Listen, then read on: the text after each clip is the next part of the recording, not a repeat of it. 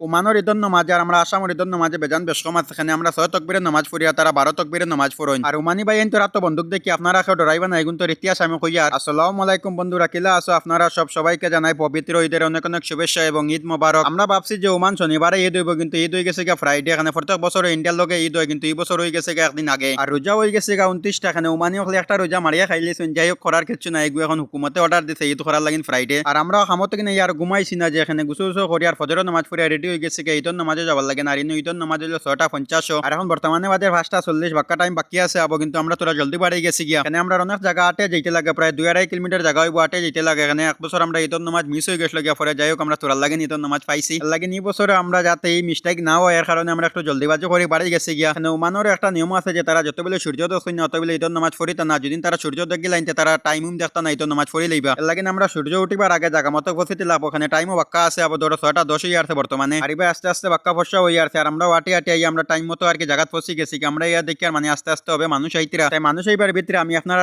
যেখানে নামাজ পড়া নিব জায়গাটা একটু ঘুরে ঘুরে দেখাই। যতক্ষণ বাউন্ডারি দেখা যায় তখন হইলো এদিকে আর কি মোটামুটি বাক্কা বড় আছে, 400-500 মানুষ নামাজ পড়িতে পারবা। আর নিচে হইলো যেটা ছোট ছোট পাত্র রাখা আছে, এর উপরে 30 বিছানি আছে যে নামাজ পড়িবার লাগে না। আর এই সাইডে দিয়ে পুরা বিছাইছেন না আর কি। আস্তে আস্তে মানুষ আইলে পুরা বিছাইবা, তাই আস্তে আস্তে মানুষ হওয়া শুরু হয়ে গেছে গিয়া। আর এখানে হইলো ঈদগাহ মসজিদ, দেখতে খুবই সুন্দর লাগে। আর আমি বেশিরভাগ দেখছি যে ওমানের মাঝে মসজিদ গুলা দেখতে সময় অনেক সুন্দর লাগে। তাই আমরা সবাই অন্য কত সময় বইয়া ইন্তজার করলাম। আর আপনারা আরো কিছু নাজারা দেখাইলাম, যে কিলা লাগছে অবশ্য কমেন্ট কইবা। তারপরে ফাইলিলাম আমরা বাংলাদেশের সাদা আলা বাইরে, তাই তার লগে ফাতলা বচ্চে মুকালাত করিয়া। আর এবার নমাজেরও টাইম হয়ে গেছে, তাই আইয়া লাইনও পাই গেলাম। আর ওমানের একটা নিয়ম আছে যে তারা নামাজ পড়িবার আগে সব মানুষের লগে হাত মিলাইবা, একবারে দেশি হোক আর বিদেশি হোক সবার লগে হাত মিলাই আইয়া তারাও লাইনও পাইবা। আর হাত মিলাইবার মতলব হইলো যে মানে তারা সব একে আরেকজনের সম্মান করবা, সালাম করবা, কেক ফালিক জেন হামদুলিল্লাহ তাই বারি বারিক কয়ালা মাতামাতি করবা। তাই আমরাও লাইনও পাই। আর তারা লগে হাত মিলাইতে আতর খবজা উবজা বিষ করে। আর তারা আর একটা কালচার হইলো যে তারা ঈদের নামাজ আইতে সময় বন্দুক লগে করে আনবা, লগে খমর বান্ধিয়া গুল্লিও আনবা। এগুলো দেখি আপনারা কেউ ডরাইবা না। কেন তারা যুদ্ধ তো আইসুন না আর খেরোরে মারাত তো আইসুন না। আর তারা বন্দুক আনার মতলব হইলো যে